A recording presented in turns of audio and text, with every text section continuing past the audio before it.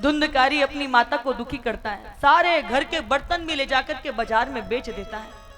माता से कहता है कि बता तुमने कहां धन को गाड़ करके रखा है। धुंधली कहती है कि पुत्र जो कुछ भी था तू तो बाजार में ले जाकर के बेच आया, अब मैं तुझे कहां से दूं। तो आज इसने अपनी मां को मारा, अपने पुत्र से मार खा करके वो धुंधली जो थी इतनी दुखी हुई कि रात्रि में कुएं में गिरकर उसने अपने प्राणों को त्याग दिया। अब ये परम स्वतंत्र हो गया, पिताजी तो पहले ही चले गए भजन करने के लिए, अब माताजी का शरीर पूरा हो गया, घर में ना कोई कहने वाला है ना सुनने वाला है।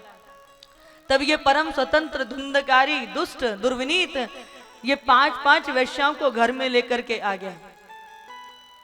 अब खुद के तो खाने पीने की ठौर थी नहीं, 5-5 वेश्याओं को लेकर के आ गया, अब कैसे इनका लालन पालन करें। तो पहले तो खुद ही के घर में चोरी करता था, अब दूसरों के घर में डाका डालना प्रारंभ कर दिया। रोज रात में जागता है, कहीं कहीं से कुछ कुछ मिलता ला करके खिलाता पिलाता, दुखी हो गया। अब गली मोहल्ले में बड़ी शांति है, लोग कहते हैं धुंधकारी दिखाई नहीं देता, कहां गया। तो वेश्या कहती है धन का तो लोभी था, धन कमाने के लिए कहीं बाहर चला गया है। और थोड़े दिनों तक शांति रख करके वो 5 वेश्याएं भी धन लेकर के वहां से चली जाती हैं।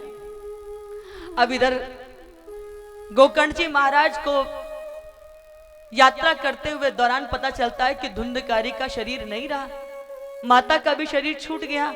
तो इन्होंने गया जी में जाकर के अपनी माता के निमित्त और अपने भाई के निमित्त श्राद्ध कर्म किया।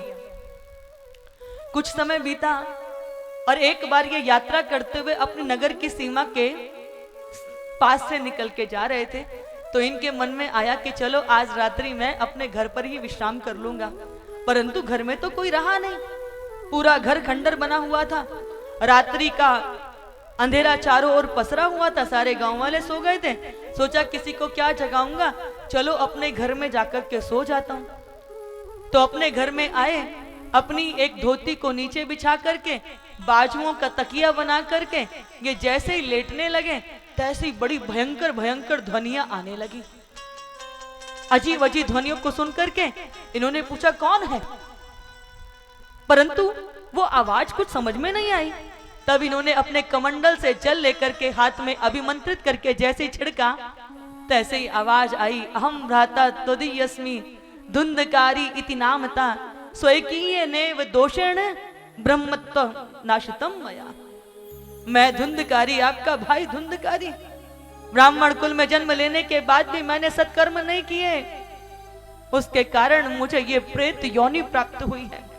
माता पिता को कष्ट देना, उनको पीड़ा देना, सम्मान करना, दूसरों को मैंने दुख दिया, कोई सत्कर्म नहीं किया। भैया मैं बहुत भूखा हूं, प्यासा हूं, प्यास लगी पर पानी नहीं पी सकता, एक स्थान पर ठहर नहीं सकता, हवा मुझे उड़ा के ले जाती है, बहुत कष्ट में हूं, पीड़ा में हूं। अपने भाई की जब वो पीड़ा सुनी तो धर्मात्मा संत रूपी गोकर्ण जी महाराज बड़े दुखी हुए। कहा भैया तुम दुखी मत हो, मैं तुम्हें इस प्रेत योनि से मुक्ति दिलाने का जरूर सद प्रयास करूंगा। पूरी रात्रि भर बैठकर विचार करते रहे कि मैं ऐसा क्या करूं जिससे मेरे भाई को इस प्रेत योनि से मुक्ति मिल जाए। तब प्रातः काल स्नान ध्यान करने के बाद जब उन्होंने सूर्य देव को अर्घ्य दिया, तब सूर्य देव की कृपा से आकाशवाणी हुई कि आत्मदेव आप श्रीमद् भागवत महापुराण का पारायण करो, उसी से आपके भाई को सदगति प्राप्त होगी। और सारे गांव वालों को एकत्र करके बड़ी धूमधाम से उन्होंने श्रीमद् भागवत महापुराण का पारायण किया, आयोजन किया। अब धुंधकारी कहते कि भैया मुझे तो तेज हवा भी उड़ा के ले जाती है, मैं कहां बैठ के कथा श्रवण करूंगा। तब 7 ग्रंथि वाले एक बांस में धुंधकारी को आसन दिया गया। दूर दूर से लोग आकर के कथा श्रवण करने के लिए बैठे और स्वयं गोकर्ण जी महाराज ने सबको उस कथा को श्रवण कराना प्रारंभ कर दिया। और माताओं बंधुओं आपको आश्चर्य होगा, आज भी छत्तीसगढ़ के आप क्षेत्र में जाएंगे, साल में 2-5 बार तो हम भी उस क्षेत्र में कथा करने जाते हैं, बड़ा आनंद आता है उस क्षेत्र में कथा करके। वहां के लोग भी कथा के बड़े रसिक हैं, तो वहां आज भी बांस लगाया जाता है और बांस में प्रत्येक दिन की कथा के बाद वो एक एक गांठ बसती है, और आज भी वहां पर बहुत लोगों ने उस बांस को फटते हुए देखा है। न जाने कितने लोगों का कल्याण उस कथा के माध्यम से हुआ।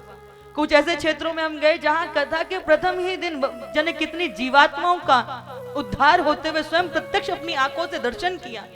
इसलिए माताओं बंधुओं, ये चमत्कार का विषय नहीं है, ये निष्ठा का विषय है, ये श्रद्धा का विषय है। और जहां श्रद्धा होती है, कहते हैं ना श्रद्धावान लभते ज्ञानम, वहां ज्ञान की प्राप्ति हो जाती है, भक्ति की प्राप्ति हो जाती है। ऐसी श्रद्धा तो पैदा करो पहले।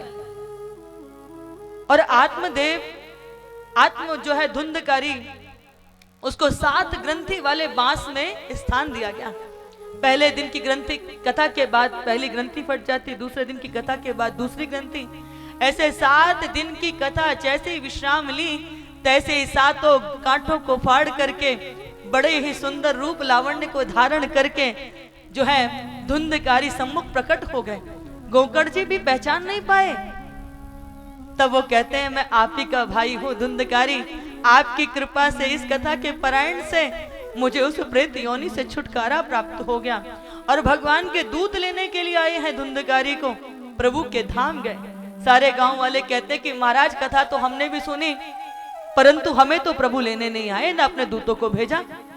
तो गोकर्ण जी कहते हैं कि धुंधकारी ने चूंकि कष्ट झेला था, अनेक प्रकार की विपत्तियों का सामना किया था, और पश्चाताप हृदय से एकाग्र बुद्धि से कथा को श्रवण किया, इसलिए उनको प्रभु के दूत लेने के लिए आए।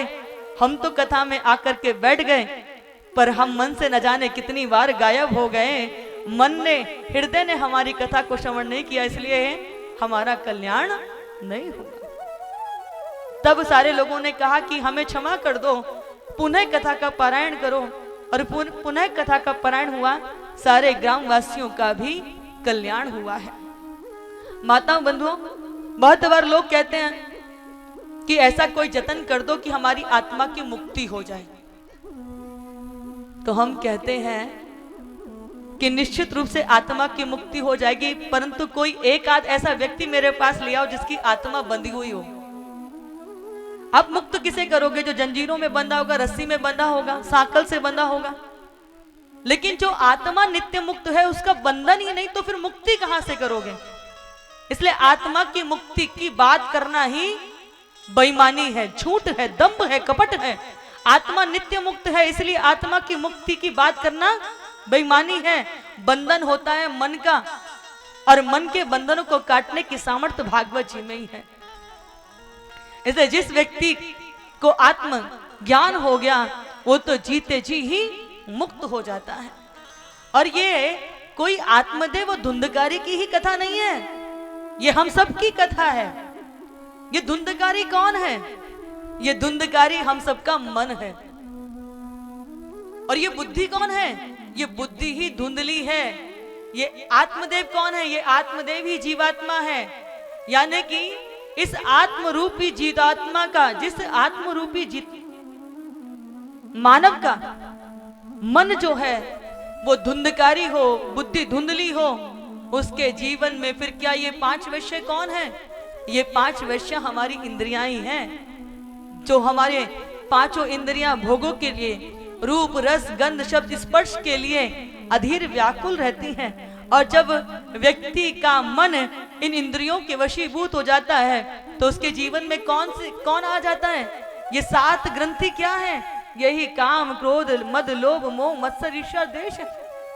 हमारा शरीर क्या चाहता है? इसको स्पर्श मिले। वाणी क्या चाहती है? सुंदर शब्द। हमारे कान क्या चाहते हैं? संगीत को श्रवण करना। हमारी जो रसना है, ये क्या चाहती है? ये रस चाहती है। ये तो भोगों की तरफ भागेगी ही। ऐसे जिस जीवात्मा का मन धुंधकारी और बुद्धि धुंधली होगी, उस जीवात्मा का कल्याण किसी सदगुरु की शरण में जाने से ही हो सकता है।